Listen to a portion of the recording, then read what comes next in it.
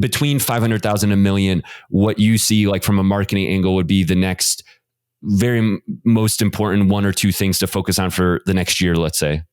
Sure. And just some context there. This brand only sells on Amazon, right? It's been a brand that has been profitable, is profitable, really profitable, but has only been on Amazon. And that still tells you the power of the Amazon.com platform. And again, just Amazon US doesn't sell in any other marketplace. And so I think the very first step is to try to set up other marketplaces, right? We see have the opportunity there on Amazon to maybe go to Amazon Canada, maybe Amazon Mexico, maybe expand the product line, which I think you already are working on, because you have the opportunity to do that. So why not do that? Like expand the product lineup, put up some bundling, some clone potentially. But then I think the one thing we don't have right now that we're looking to begin to put together is to build a community around this product, which is something in retrospect we probably have done sooner than later. Build a community of people that like the product, love the product, off Amazon. So this is maybe Facebook, Instagram, a bit of TikTok, of people who like this product, love to use it, of people who would love to leave some UGCs, user-generated content,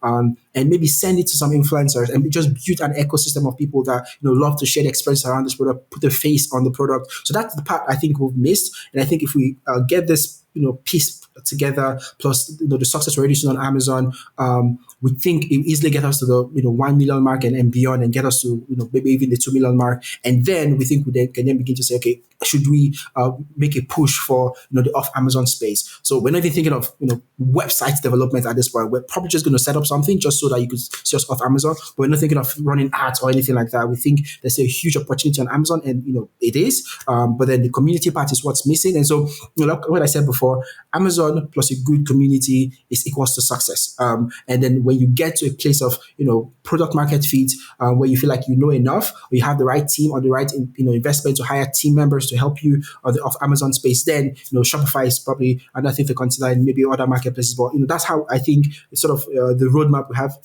in place. It's a vibrant community, because honestly, people buy from other people. Nobody buys from a brand. They buy based on recommendation. They buy based on what A said or B said, or what your neighbor said, or what your family member is using. And so that's the part that's missing on this brand here. We don't have people talking about it that other people could see, and recommendations on it. That's what we want to build now, to help push the Amazon sales, because when people see other people talk about stuff, they want to try it, and that's the part that we're trying to put together. And I would say it's something that every business today need to really consider. If you're starting up a business today, because that's what we're doing and that's what we'll see result with, you want to make sure that you have a community. It could be a community of 50, it could be a community of 100, but a community that loves that product, that's willing to give you feedback on it, and then potentially, can leave you really good reviews around that product. So I think that's what the roadmap will look like for this new brand we just acquired.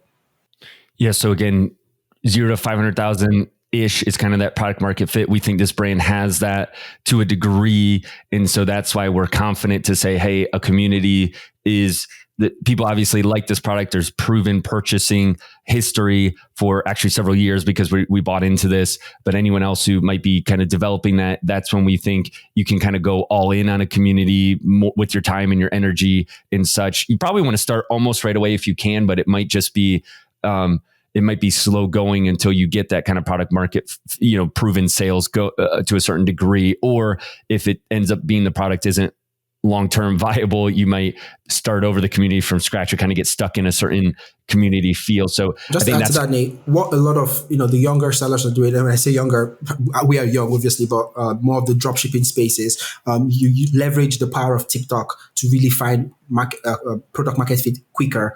That would mean you have a flashy, shiny product that you have only on Amazon. You just use TikTok every day, creating really catchy videos that drive traffic to Amazon. That gives you quick boost. It gives you quick sales. That people do that to Shopify too. And if it's a good product, that sustains itself because you keep creating content, you keep driving traffic to your listing, and you could get the product market fit quicker. And so it's the same thing. TikTok is free. You don't need to run ads, just organic content being created there, plus Amazon listing. Honestly, that's where I think you need to start.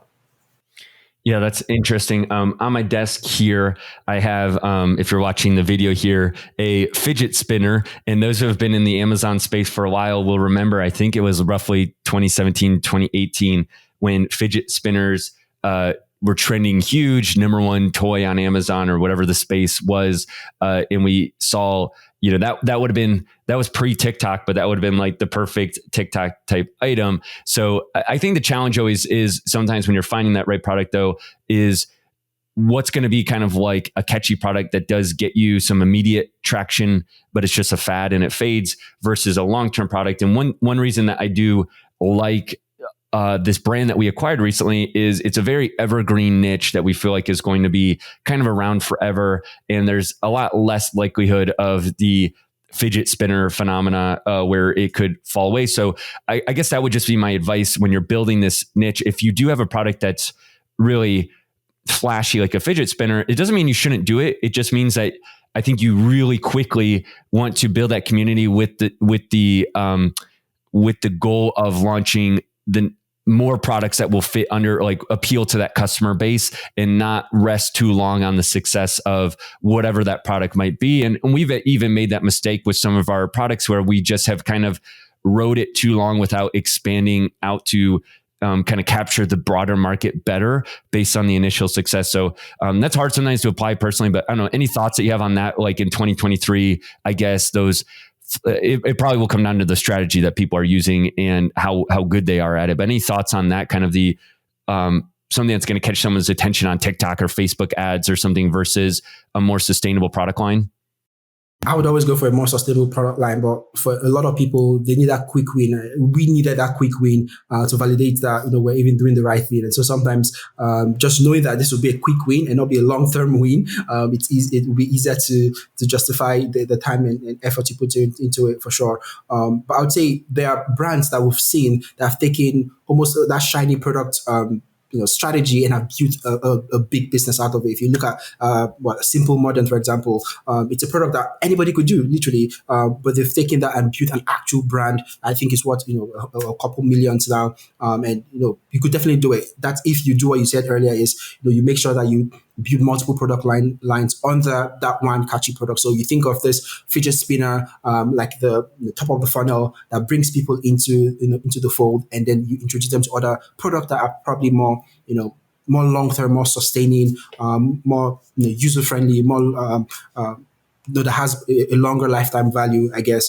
So that's probably how you see it. But again, there are a ton of product out there that you could build an actual community around. There's one product I think we're looking at not too long ago. They sell swords on online, and this swords, you can't run ads on them. You can't really do so much around it. But this brand, all they do is they go hard on YouTube videos, almost like a TikTok for sure. They go hard on YouTube videos, and this brand has been crushing it. And they sell swords, and you could look at swords and say, hey, it's a flashy thing. It's a very small niche audience, but they've built that into like a mega thing where they have different types of swords. They have the clothes you wear with the swords, and it comes down to the community and the audience you build around it. You could sell you could sell fidget spinner and build a vibrant community around fidget spinners, and you have your own tournament around fidget spinners. So that's why I said it's Amazon plus a social strategy that works together. I think that's really what brands online is right now. If you have a product, doesn't matter what it is, if you're able to tap into the right audience or build the right audience or build the right community, that's what works. And sometimes you have to ask your kids, how would they use the product, or how would they play with the product? And that's where the ideas come from, because they understand social even better than us now. So I think that's it.